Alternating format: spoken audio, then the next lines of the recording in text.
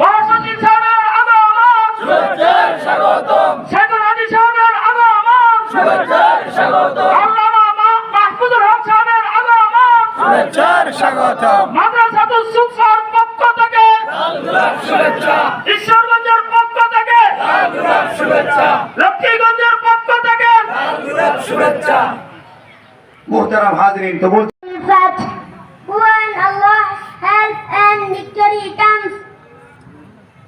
প্রধান অতিথি, প্রধান আলোচক, উপমহাদেশের শ্রেষ্ঠতম শাইখুল হাদিস আল্লামা আজিজুল হক সাহেব রহমতুল্লাহি আলাইহির সুযোগ্য সাহেবজাদা আল্লামা মাহফুজুল হক সাহেব দামাত বরকাতুম হযরতকে ওনার মূল্যবান বয়ান পেশ করার জন্য সবিনয় অনুরোধ করছি। তোমরা ছাত্র যারা লেখা দেখাইবা তোমরা মঞ্চে থাকো, হযরত বয়ান করবেন, বয়ানের পরে তোমরা খালি স্লেটটা ধরে দিবা। যারা লেখা দেখাইবা তোমরা মঞ্চে আসো, স্লেট নিয়ে মঞ্চে আসো। আলাইকুম ওয়া রাহমাতুল্লাহি ওয়া বারাকাতুহু।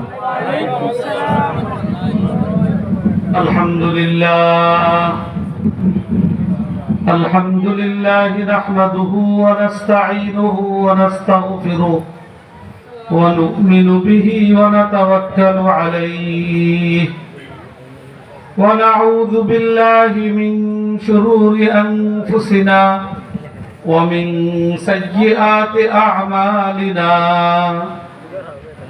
من يهده الله فلا مضل له ومن يضلل فلا هادي له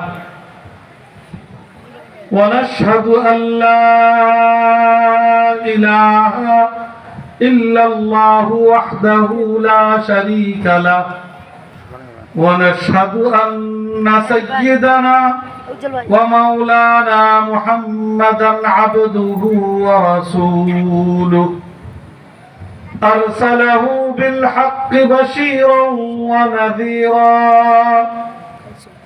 وداعيا إلى الله بإذنه وسراجا منيرا أما بعد فأعوذ بالله من الشيطان الرجيم بسم الله الرحمن الرحيم يا أيها الذين آمنوا ادخلوا في السلم كافة ولا تتبعوا خطوات الشيطان إنه لكم عدو مبين وقال رسول الله صلى الله عليه وسلم من أحب دنياه أضر بآخرته ومن أحب آخرته أضر بدنياه فآثروا ما يبقى على ما يفنى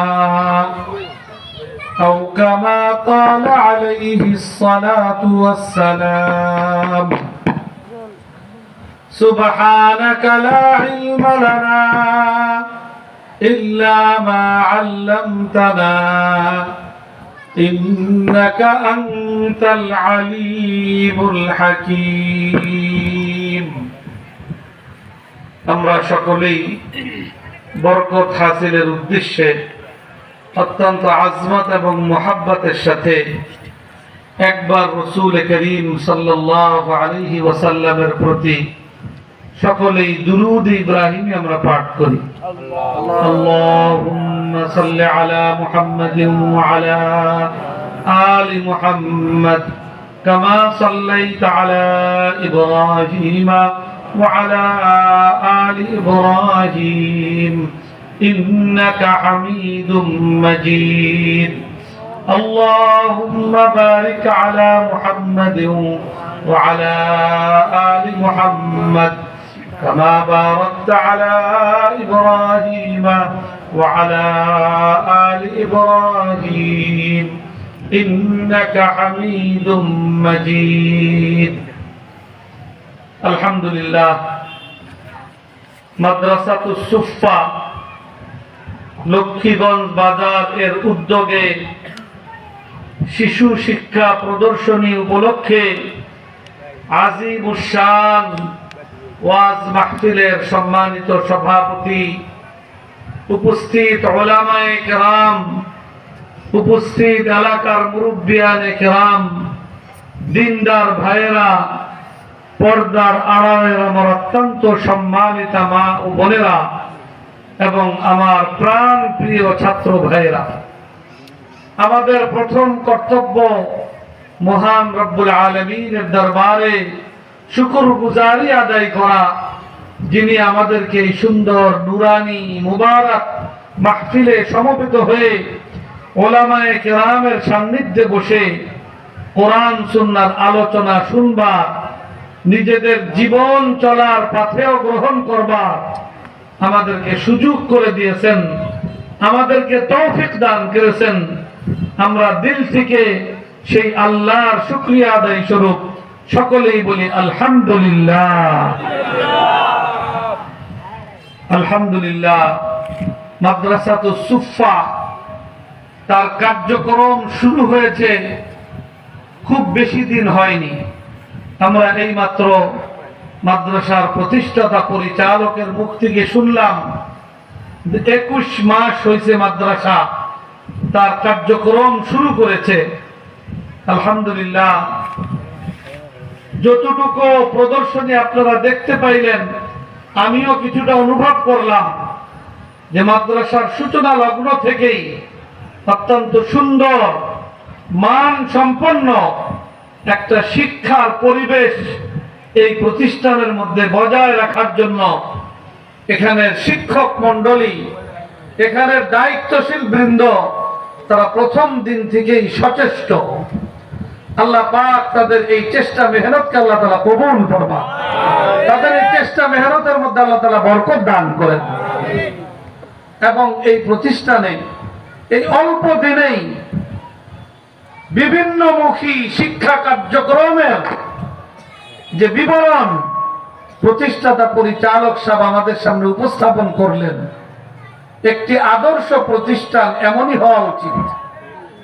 একদিকে যারা হাফেজ হবে, আলেম হবে, পূর্ণাঙ্গ মাদ্রাসা শিক্ষা যারা নিজেদের জীবনে গ্রহণ করার জন্য সংকল্পবদ্ধ, যে সকল গার্জিয়ান তার সন্তানদেরকে হাফেজ আলেম বানাতে চান, তাদের জন্য পূর্ণাঙ্গ দ্বীনি শিক্ষা ব্যবস্থা এই প্রতিষ্ঠানে পর্যায়ক্রমে এগিয়ে নেওয়ার পরিকল্পনা এবং এই 2 বছরে যতটুকু আগানো সম্ভব ততটুকু তারা এগিয়ে নিয়েছেন। পাশাপাশি যারা তাদের সন্তানদেরকে মাদ্রাসায় পুরোপুরি দিবেন এটা ভাবতে পারেন না, এটা সিদ্ধান্ত নিতে পারেন না, আপনারা ওই সকল অভিভাবক যারা নিজেদের সন্তানদেরকে স্কুল, কলেজ, ইউনিভার্সিটিতে পড়ানোর মানসিকতা রাখেন, তাদের জন্য আলহামদুলিল্লাহ এই মাদ্রাসার পরিবেশে স্কুলের শিক্ষা পাশাপাশি একজন মুসলমান হিসাবে তার জন্য ন্যূনতম যে ধর্মীয় শিক্ষার প্রয়োজন, আল্লাহর কোরআনের সাথে তার ন্যূনতম সম্পর্কের প্রয়োজন, তার চাইতে আরো বেশি তাকে 30 পারা নাজেল কোরআন দেখা সহিশুদ্ধভাবে পড়ার মতো যোগ্য রূপে গড়ে তোলা, পর্যায়ক্রমে তাকে হাফেজে কোরআন হিসেবে গড়ে তোলা, আবার পাশাপাশি স্কুলের পূর্ণাঙ্গ শিক্ষায় তাকে গড়ে তোলা, এরকমের একটা ইসলামিক স্কুল শাখাও এই প্রতিষ্ঠানের মধ্যে শুরু থেকেই তারা শুরু করেছে।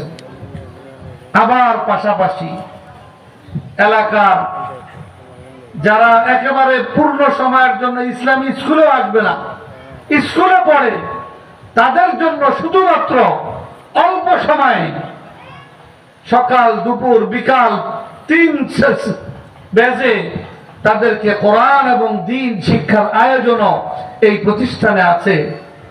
আবার বয়স্ক নারী পুরুষদের জন্য 2 বেজে কোরআন এবং দ্বীন শিক্ষার আয়োজন আছে। এটাই একটা পূর্ণাঙ্গ দ্বীনি শিক্ষা প্রতিষ্ঠানের রূপ হওয়া উচিত। আল্লাহ পাক যারা এই ধরনের প্রতিষ্ঠানের পরিকল্পনা নিয়ে আগাচ্ছেন আল্লাহ পাক তাদের এই পরিকল্পনাকে আল্লাহ তাআলা কবুল ফরমান, এর মধ্যে বরকত দান করেন। এই পরিকল্পনাকে সুন্দর মতো পরিপূর্ণ রূপে আল্লাহ তাআলা বাস্তবায়ন করবার আল্লাহ তাআলা তৌফিক দান করেন। আমি খুব লম্বা আলোচনা করব না, লম্বা আলোচনা বুঝতো না। ইনশাআল্লাহ আলোচনার অনেক আরো ওলামায়ে কেরাম আছেন, তারা আলোচনা করবেন। আমি খুব সংক্ষিপ্ত কিছু আলোচনা করব। আমি আপনাদের সামনে কোরআনে কারীমের একটি আয়াত তেলাওয়াত করেছি। এই আয়াতের মধ্যে আল্লাহ পাক মানব জাতির জন্য তার দেখানো পথ আর এর বাইরে আর কি পথ আছে তার বিবরণ আল্লাহ তাআলা এই আয়াতের মধ্যে দিয়েছেন। মানুষের সামনে পথ হলো দুইটা। কয়টা পথ? দুইটা পথ। একটা পথ হলো জান্নাতের পথ, সেইটাকে আল্লাহ পাক কোরআনে কারীমে সিরাতে মুস্তাকিম হিসাবে উল্লেখ করেছেন এবং ওই পথটার ব্যাপারেই আল্লাহ পাক মানব জাতিকে উৎসাহিত করেছেন, নির্দেশনা দিয়েছেন, নসিহত করেছেন, উপদেশ দিয়েছেন। এই আয়াতের সূচনা লগ্নে এই আয়াতের প্রথম ভাগে আল্লাহ পাক ইরশাদ করেছেন, ইয়া আইয়ুহাল্লাযীনা আমানু উদখুলু ফিস-সিলমি কাফা। হে ঈমানদারেরা, তোমরা আল্লাহর পক্ষ থেকে নির্ধারিত, আল্লাহ এবং আল্লাহ রাসূল কর্তৃক প্রদর্শিত একমাত্র মুক্তির পথ, একমাত্র জান্নাতের পথ, একমাত্র দুনিয়া এবং আখিরাতের সফলতা এবং কামিয়াবির পথ, ইসলামের পথে তোমরা নিজেদের জীবনকে পরিচালিত করো এবং ইসলামের মধ্যে তুমি নিজের জীবনকে পরিপূর্ণরূপে দাখিল করো। এটা হলো একটা।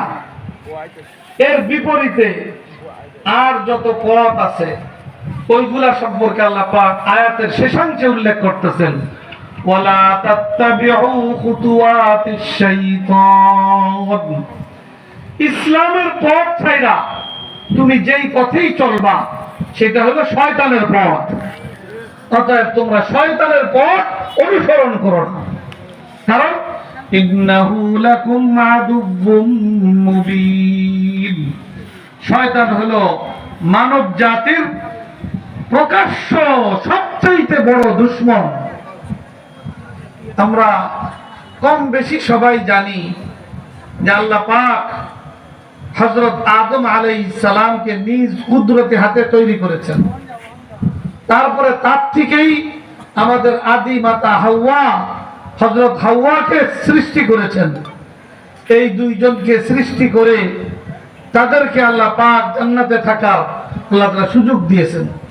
আদম আলাইহিস সালামকে সৃষ্টি করার পর আল্লাহ পাক ফেরেশতা কুলকে নির্দেশ দিয়েছেন আদম আলাইহিস সালামকে সম্মান প্রদর্শনের জন্য। সেই সাথে ইবলিসকেও আল্লাহ তাআলা এই নির্দেশনা দিয়েছেন, কিন্তু ইবলিস এই নির্দেশনা পালন করে নাই। সে আল্লাহর হুকুমকে অস্বীকার করেছে। আবা ওয়াস্তাকবারা ওয়া কানা মিনাল কাফিরিন। আল্লাহ হুকুম দিয়েছেন ইবলিস হযরত আদম আলাইহিস সালামের প্রতি সম্মান প্রদর্শন করবে, এটার থেকে অস্বীকার করেছে। কেন অস্বীকার করেছে? ইবলিস যুক্তি দেখাইছে যে আল্লাহ সম্মান তো দেখায়, যে ছোট বড়কে সম্মান দেখায়, যে ঊর্ধ্বের তাকে সম্মান দেখায় নিচের লোক। হযরত আদম থেকে তো আমি হলো ঊর্ধ্বে, আমি হলো সম্মানিত, অতএব আমি কেন আদমকে সম্মান দেখাইব? কারণ আদমের সৃষ্টি হলো মাটি দ্বারা, আর আমাকে আপনি সৃষ্টি করেছেন আগুন দ্বারা। আগুনের গতি হলো উপরের দিকে আর মাটির গতি হলো নিচের দিকে। অতএব আনা খায়রুম মিনহু, আমি তার চাইতে উত্তম, শ্রেষ্ঠ। অতএব শ্রেষ্ঠ নিকৃষ্ট ছোটকে, বড় ছোটর প্রতি সম্মান প্রদর্শন করে না, ছোট বড়র প্রতি সম্মান প্রদর্শন করে। এই কথা বইলা যুক্তি দেখাইয়া ইবলিস আল্লাহর হুকুমকে, আল্লাহর নির্দেশকে অস্বীকার করে বসলো।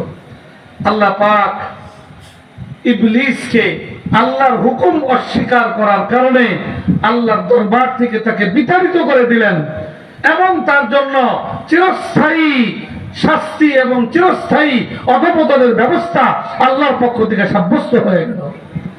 তখন ইবলিস আল্লাহ পাকের সামনে ঘোষণা দিল যে আজকে আদমের কারণে আমাকে আল্লাহর দরবার থেকে বিতাড়িত হইতে হইল, অতএব আমি স্পষ্ট ঘোষণা করতেছি, সুম্মা লাআতিয়ান্নাহুম মিন বাইনি আইদিহিম ওয়া মিন খালফিহিম ওয়া আন আইমানিহিম ওয়া আন শামাইলিহিম, যে আমি ইবলিস মানব জাতিকে বিভ্রান্ত করার জন্য, মানব জাতিকে সঠিক পথ থেকে বিচ্যুত করার জন্য, মানব জাতিকে ইসলামের পথ থেকে ভিন্ন পথে পরিচালিত করার জন্য, তাদেরকে জান্নাতের পথ থেকে প্রতিবন্ধকতা তৈরি করার জন্য আমি চতুর্মুখী চেষ্টা আমি করব মানব জাতির বিরুদ্ধে। আমি সামনে দিয়ে আইসা হামলা করার চেষ্টা করব, পিছন দিক দিয়ে আইসা চেষ্টা করব, ডান দিক থেকে বাম দিক থেকে বিভিন্ন দিক থেকে আমি মানব জাতির উপর আক্রমণ করে তাদেরকে ইসলামের পথ থেকে এবং সঠিক পথ থেকে বিচ্যুত করার জন্য আমি সর্বাত্মক চেষ্টা এবং আমার সাধনা আমি চালাইব। এটা ঘোষণা দিয়ে দিয়েছে ইবলিস। তো এই ঘোষিত একেবারে প্রকাশ্য ঘোষণা দিয়া মানব জাতির বিরুদ্ধাচরণ শুরু করেছে ইবলিস শয়তান। এই জন্য আল্লাহ পাক এই আয়াতের মধ্যে আমাদেরকে একটা নির্দেশ দিয়েছেন, আরেকটার ব্যাপারে নিষেধাজ্ঞা দিয়েছেন। নির্দেশ দিয়েছেন যে তোমরা তোমাদের কামিয়াবির একমাত্র পথ ইসলামের পথে তোমাদের নিজেদের জীবনকে পরিচালিত করো, আর এর বিপরীত নিষেধাজ্ঞা দিয়েছেন যে শয়তানের পথে তোমরা চলো না। অর্থাৎ দুনিয়াতে পথ দুইটাই, তৃতীয় আর কোনো পথ নাই। হয় জান্নাতের পথ, ইসলামের পথ, অন্যথায় জাহান্নামের পথ, ইবলিস শয়তানের পথ। এখন আমাদের সিদ্ধান্ত নেওয়ার বিষয় যে আমরা কোন পথে নিজেদের জীবনকে পরিচালিত করব। আলহামদুলিল্লাহ আমাদের বাংলাদেশে 90% মুসলমান বসবাস করে। এদেশের জনগণ 90% হলো মুসলিম মুসলমান, কিন্তু এই মুসলমান আমরা একটু যদি গভীরভাবে বুঝার চেষ্টা করি, মুসলমানের ঘরে জন্মগ্রহণ করলেই কি সে মুসলমান? ইসলাম কি এত সহজ এবং ছোট বিষয়? আমরা তো সাধারণত একজন ব্যবসায়ী মানুষের ঘরে জন্মগ্রহণ করলেই তাকে ব্যবসায়ী হিসেবে স্বীকৃতি দেই না, যতক্ষণ পর্যন্ত সে ব্যবসায়ী হিসেবে নিজেকে প্রতিষ্ঠিত করতে না পারে। একজন ডাক্তারের ঘরে জন্মগ্রহণ করলেই তার সন্তানকে কি আমরা ডাক্তার হিসেবে মাইনা নেই? আমরা মাইনা নেই না, বরং তাকে সাধনা করতে হয়, ডাক্তারি বিদ্যা অর্জন করতে হয়, একজন অভিজ্ঞ ডাক্তারের অধীনে থাইকা ইন্টারভিউ করতে হয়, তারপরে ডাক্তারি করতে করতে তাকে আমরা ডাক্তার হিসাবে স্বীকৃতি দেই। মুসলমান এটা তো ডাক্তারের থেকে কি ছোট বিষয়? ইসলাম এটা তো একটা পূর্ণাঙ্গ জীবন ব্যবস্থা। একজন মানুষের জন্ম থেকে নিয়ে মৃত্যু পর্যন্ত তার এই জীবন গাড়িটা কিভাবে চলাবে, তার মাথার তালু থেকে নিয়ে পায়ের তলা পর্যন্ত প্রত্যেকটা অঙ্গ প্রত্যঙ্গ কিভাবে সে পরিচালিত করবে, একটা মানুষের ব্যক্তি জীবন থেকে নিয়ে পরিবার, সমাজ, রাষ্ট্র এবং ব্যবসা বাণিজ্য, চাকরি বাকরি, খেত খামার, বিবাহ শাদী, আত্মীয়তার বন্ধন, এই প্রতিটা ক্ষেত্রের বিধিবিধান সম্বলিত পূর্ণাঙ্গ একটা জীবন ব্যবস্থার নাম হলো ইসলাম। কিন্তু আজকে 90% মুসলমানের দেশ, অত্যন্ত দুঃখজনক বাস্তবতা। পূর্ণাঙ্গ ইসলাম জানা তো অনেক দূরের কথা, ইসলামের প্রথম বিষয় আল্লাহর কালাম কোরআনে পাক, এই কোরআনে পাকটা বুঝা তো দূরের কথা, সহিশুদ্ধভাবে পড়তে পারে এই পরিমাণ মুসলমান কত সংখ্যা হবে? কয় পার্সেন্ট হবে বলেন আপনারা? যে কোরআনে পাক সহিশুদ্ধ করে পড়তে পারে, এটা কত পার্সেন্ট মুসলমান হবে? 10% হওয়াটাও কঠিন। আমরা আমাদের গোটা বাংলাদেশের জাতীয় বৃহত্তর যে শিক্ষা ব্যবস্থা, primary school, high school, college, university, এই কলেজ ইউনিভার্সিটি স্কুল থেকে নিয়ে এই পর্যায় পর্যন্ত এইগুলোর মধ্যেই তো আমাদের সন্তানেরা অধিক পরিমাণে লেখাপড়া করে, কি বলেন? কত পার্সেন্ট হবে প্রাইমারি স্কুল থেকে নিয়ে ইউনিভার্সিটি পর্যন্ত? কমপক্ষে 90%।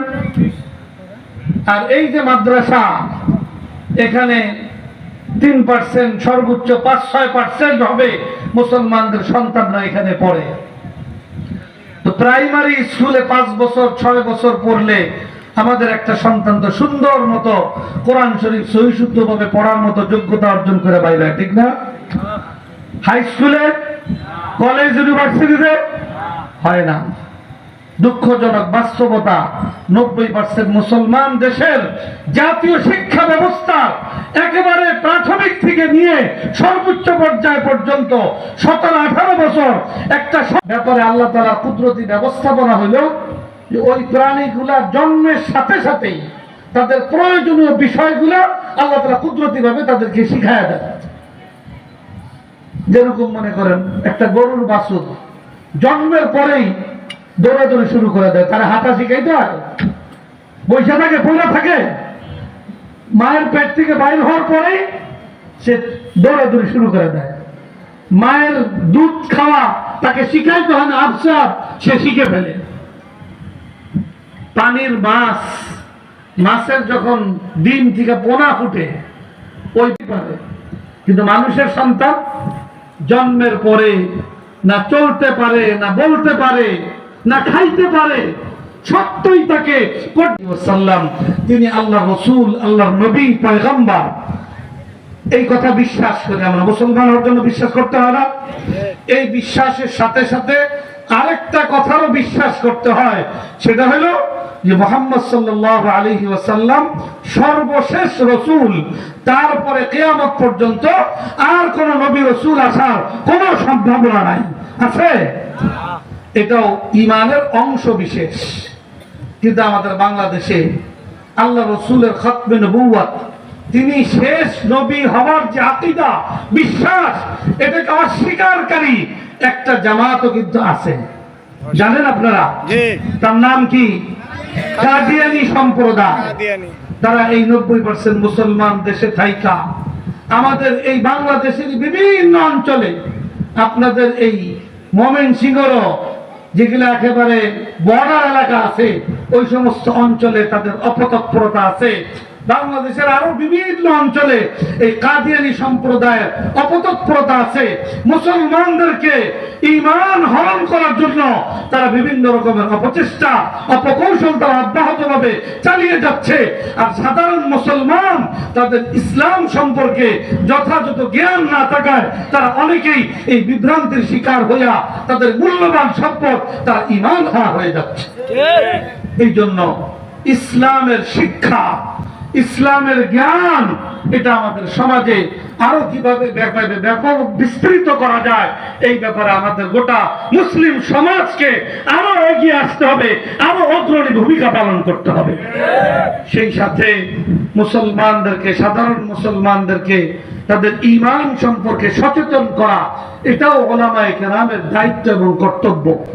এই ক্ষেত্রে প্রাসঙ্গিকভাবে আমি আপনাদেরকে একটা কথা বলবো, সেটা হলো আলহামদুলিল্লাহ আল্লাহ রসুলের খতমে নবুওয়াত, আমাদের নবী সর্বশেষ নবী, এই কথা যে মানবে না সে কাফের। কাদিয়ানী সম্প্রদায় সেই বিবেচনায় তারা কাফের, তারা অমুসলিম, তারা সংখ্যালঘু। হিন্দু, বুদ্ধ, খ্রিস্টান যেরকম সংখ্যালঘু বিধর্মী, সেইভাবে কাদিয়ানীরাও সংখ্যালঘু বিধর্মী। সারা দেশের উলামায়ে কেরাম, সারা বিশ্বের উলামায়ে কেরাম এই ব্যাপারে একমত। তাদের এই মতামতটা আমাদের রাষ্ট্রীয়ভাবে এখনো তারা স্বীকৃতি দেয় না। তারা এটাকে রাষ্ট্রীয়ভাবে এই ইস্যুর সাথে, এই মতামতের সাথে একমত পোষণ করার কোন ঘোষণা দিচ্ছে না বলেই কাদিয়ানীরা আমাদের দেশের মধ্যে এখনো মুসলমানদের ঈমান নিয়ে চিরিমিনে খেলার সুযোগ লাভ করতেছে। এটার বিরুদ্ধে প্রতিরোধ গড়ে তোলা, এটাও মুসলমানদের দায়িত্ব, উলামায়ে কেরামের দায়িত্ব। আলহামদুলিল্লাহ আমাদের যুগে যুগে পূর্বসূরি উলামায়ে কেরাম তারা এই ব্যাপারে আমাদের বাংলাদেশে আন্দোলন সংগ্রাম করেছেন, বিভিন্ন সময় জনসচেতনতামূলক বিভিন্ন কর্মসূচি তারা হাতে দিয়েছেন। সেই ধারাবাহিকতায় আগামী 15ই নভেম্বর, কতই নভেম্বর? 15ই নভেম্বর ঢাকার ঐতিহাসিক সোহরাওয়ার্দী উদ্যানে আন্তর্জাতিক খতমে নবুয়ত মহাসম্মেলন, যেখানে আমাদের দেশের শীর্ষ সকল উলামায়ে কিরাম, ভারত, পাকিস্তান, সৌদি আরব, মিশর, এই সকল বিভিন্ন দেশের থেকে বড় বড় উলামায়ে কেরাম তারা ওই মহাসম্মেলনে অংশগ্রহণ করবেন। সারা দেশের মুসলমানদেরকে আহ্বান জানানো হচ্ছে মুরব্বিয়ানে কেরামের পক্ষ থেকে ঈমানি সচেতনতা তৈরি করার জন্য, কাদিয়ানীদেরকে রাষ্ট্রীয়ভাবে অমুসলিম ঘোষণার দাবি এটা আদায় করার জন্য সেই 15ই নভেম্বরের খতমে নবুয়ত মহাসম্মেলনকে সফল করার জন্য আমাদের সকলের ঈমানি দায়িত্ব সেই সম্মেলনে অংশগ্রহণ করা। কি বলেন, আমরা ইনশাআল্লাহ রাজি আছি? ইনশাআল্লাহ এখানে উলামায়ে কেরাম উদ্যোগ নেবেন। আপনারা উলামায়ে কেরামের সেই উদ্যোগে সাড়া দিয়ে যতটুকু সম্ভব এখান থেকে আপনারা সেই 15ই নভেম্বর ঐতিহাসিক সোহরাওয়ার্দী উদ্যানের আন্তর্জাতিক খতমে নবুয়ত মহাসম্মেলনে অংশগ্রহণের মাধ্যমে নিজেদের ঈমানকে হেফাজত করবেন এবং সাধারণ মুসলমানদের ঈমান নিয়ে ছিনিমিনি খেলা এই পথকে রুদ্ধ করার শেষ ক্ষেত্রে আপনারা অনন্য ভূমিকা পালন করবেন। আল্লাহ তাআলা আপনাদেরকে তৌফিক দান করুন। আমি যে কথা বলতেছিলাম যে ইসলাম মুসলমানদের জন্য শিক্ষা গ্রহণ করা এবং সেই শিক্ষা অনুযায়ী প্রতিটা মুসলমান নিজেদের জীবনে ইসলামের বিধিবিধানকে অনুসরণ করা, এটারই নির্দেশনা দিয়েছেন আল্লাহ পাক এই আয়াতের মধ্যে। আর সেই শিক্ষার জন্যই উলামায়ে কেরাম এই সকল দ্বীনি শিক্ষা প্রতিষ্ঠান গড়ে তুলেছেন। আমাদের মুসলিম সমাজ এবং বাবা মা, অভিভাবক, আমাদের প্রত্যেকের দায়িত্ব এই সকল দ্বীনি শিক্ষা প্রতিষ্ঠানগুলোকে সর্বাত্মক সহযোগিতা দিয়ে এগিয়ে নেওয়া, এটা আমাদের ঈমানি ফরিজা। আমরা এই দায়িত্ব পালন করার জন্য আমরা প্রস্তুত আছি তো ইনশাআল্লাহ? যদি এটা না করি তাহলে আমাদের ভবিষ্যৎ প্রজন্ম, যাদেরকে আমরা নিজেরা না খাইয়া তাদেরকে খাওয়াইয়া তৃপ্তি বোধ করি, আমরা নিজেরা মাথার গান পায়ে ফেলে উপার্জন কইরা নিজেরা ভোগ না কইরা তাদের জন্য সঞ্চয় করি, এই সন্তান সন্ততি তারা ইসলাম থেকে বিচ্যুত হইয়া তারা আখিরাতে আমাদের ধ্বংসের কারণ হবে, আমাদের জাহান্নামে যাওয়ার কারণ হবে। অতএব আমরা আজকের এই মহাসম্মেলন, এই ওয়াজ মাহফিল থেকে, আজিমুস শান মাহফিল থেকে আমরা প্রত্যেকেই প্রতিজ্ঞাবদ্ধ হই, আল্লাহ পাক আমাদেরকে যে সন্তান সন্ততি দিয়েছে, নাতি নাতকুর দিয়েছে, এটা আল্লাহ প্রদত্ত মহা দৌলত, মহা নেয়ামত। এটা আমার আখিরাতের নাজাতেরও জরিয়া হইতে পারে, আবার আখিরাতে জাহান্নামে যাওয়ারও কারণ হইতে পারে। আল্লাহ তাআলা কোরআনে পাকে ঘোষণা করেছেন, ইন্নামা আমওয়ালুকুম ওয়া আওলাদুকুম ফিতনাহ, তোমাদের ধন সম্পদ, তোমাদের সন্তান সন্ততি তোমাদের জন্য বড় পরীক্ষার বিষয়। আল্লাহ পাক এর মাধ্যমে পরীক্ষা করেন যে কে এই ধন সম্পদ আর সন্তান সন্ততির ব্যাপারে সঠিক দায়িত্ব পালন করার মাধ্যমে তাদের জান্নাতে যাওয়ার পথ সুগম করে আর নিজেদের জান্নাতের পথকেও সুগম করে। আর কারা এটা করতে ব্যর্থ হয়, এটা আল্লাহ তাআলা পরীক্ষা করে দেখতে চান। অতএব আমরা প্রত্যেকেই নিজেদের সন্তান সন্ততির ব্যাপারে সঠিক সিদ্ধান্ত নিব। পাশাপাশি আমরা অনেকে আছি বয়স হয়ে গেছে কিন্তু ইসলামের সঠিক জ্ঞান, সহি শুদ্ধ কোরআন আমার শিখা হয় নাই। আলহামদুলিল্লাহ এই মাদ্রাসার মধ্যে নারী পুরুষ সকলের বয়স্কদেরও কোরআন এবং দ্বীন শিক্ষার আয়োজন আছে। আমরা সিদ্ধান্ত গ্রহণ করি কবরে যাওয়ার আগ পর্যন্ত দ্বীন শিখার সুযোগ, দ্বীন শিখে কবরে যাব তা আমার কবর হবে আমার জান্নাতের বাগান। আর দ্বীন না শিখে, দ্বীন প্রতিপালন না করে কবরে যাব তো কবর হবে আমার জাহান্নামের গর্ত। অতএব আমরা আমাদের কবরকে কি বানাতে চাই ওটা আমরা নিজেরাই সিদ্ধান্ত গ্রহণ করি। আল্লাহ পাক আমাদেরকে সহি বুঝ দান করুক। কোরআনে পাকের যে আয়াত আমি শুরুতেই বলেছি, এই আয়াতের মধ্যে আল্লাহ তাআলা দুইটা পথের কথা উল্লেখ করেছেন। একটা হলো ইসলামের পথ, এটাই মুক্তির পথ, এটাই জান্নাতের পথ, এটাই আল্লাহ সন্তুষ্টির পথ। আরেকটা হলো শয়তানের পথ, সেটাই হলো জাহান্নামে যাওয়ার পথ। অতএব ইসলামের পথে আমি এবং আমার পরবর্তী প্রজন্ম যেন আমরা চলতে পারি, ভবিষ্যৎ প্রজন্ম যেন চলতে পারে, তার জন্য ইসলাম শিক্ষা আমাদের মুসলিম সমাজে আরো ব্যাপক থেকে ব্যাপকতর করা অপরিহার্য। দুঃখজনক বাস্তবতা, আমাদের জাতীয় শিক্ষা ব্যবস্থায় ইসলাম শিক্ষা উপেক্ষিত। সেখানে নাচ গানের শিক্ষার আয়োজন আছে, নাচ গানের শিক্ষক নিয়োগ দেওয়ার প্রজ্ঞাপন হয়, কিন্তু 90% মুসলমানের দেশে ধর্মীয় শিক্ষক নিয়োগ দেওয়ার কোনো চিন্তা ফিকির নাই। আমরা এর জোরালো প্রতিবাদ জানাই এবং আমরা অতি দ্রুত এই নাচ গানের শিক্ষকের প্রজ্ঞাপন বাতিল করে ধর্মীয় শিক্ষক নিয়োগের ব্যবস্থা গ্রহণের আমরা উদাত্ত আহ্বান জানাই। আপনারা কি এর সাথে একমত? আল্লাহ পাক আমাদের সকলকে আমাদের আল্লাহ প্রদত্ত এই নির্দেশনা সঠিকভাবে উপলব্ধি করে নিজেদের জীবনকে সেইভাবে পরিচালিত করবার তৌফিক দান করুন। প্রতিটা সন্তানকে মৌলিক কোরআন এবং ইসলাম শিক্ষা দেওয়ার যথাযথ বাস্তবসম্মত পদক্ষেপ গ্রহণ করবার আল্লাহ তাআলা তৌফিক দান করুন। আর ইসলাম শিক্ষার এই কেন্দ্র, এই মাদ্রাসাতুস সুফা, আল্লাহ পাক আমাদের সকলের দোয়া, আন্তরিকতাপূর্ণ সহযোগিতা। এখানে ছাত্র বেশি, ঘরের ব্যবস্থা নাই। মুহতামিম সাহেব বলেছেন আরেকটা ঘর দ্রুত সময়ের মধ্যে নির্মাণ করা প্রয়োজন। এখানে এই এলাকার আশপাশে যত মুসলমান আছে তারা যদি উদ্যোগী হয় তাহলে একটা কেন 2-4টা ঘর হইতো এখানে কোনো সমস্যার কথা নয়। অতএব আমরা সবাই ইনশাআল্লাহ আগে আসবো। আল্লাহ পাক আমাদের সকলকে তৌফিক দান করুন। আমি এই মাদ্রাসার উত্তর উন্নতি এবং সাফল্য কামনা করি। আমি শুরুতেই বলেছি কোনো দীর্ঘ আলোচনা করব না। ইনশাআল্লাহ পরবর্তীতে উলামায়ে কেরাম আপনাদেরকে আরো গুরুত্বপূর্ণ আলোচনা শোনাবেন। আপনারা শেষ পর্যন্ত থেকে নিজেদের জীবন চলার পথে গ্রহণ করবেন। আখিরি মুনাজাতে শরীক হয়ে পূর্ণ রহমত এবং বরকত লাভ করে এখান থেকে আপনারা বিদায় নেবেন। আল্লাহ পাক আপনাদেরকে আমাদেরকে সকলকে আল্লাহর সন্তুষ্টির কবুল, আল্লাহ তাআলার সন্তুষ্টির পাত্রে পরিণত হওয়া আল্লাহ তাআলা আমাদেরকে তৌফিক দান করুন। এই কথা বলে আমার আলোচনা শেষ করছি। ওয়া আখিরু দাওয়ানা আলহামদুলিল্লাহি রাব্বিল আলামিন। দান করুন। আমাদের আরো একটা সুসংবাদ হলো, আমাদের মাঝে মঞ্চে উপবিষ্ট হয়ে গিয়েছেন নেত্রকোনার সিংহপুরুষ হযরত মাওলানা মুফতি আব্দুল কাইয়ুম সাহেব দামাত বরকাতুহু নেত্রকোনা। আরো খুশি হবেন আমাদের মাদ্রাসা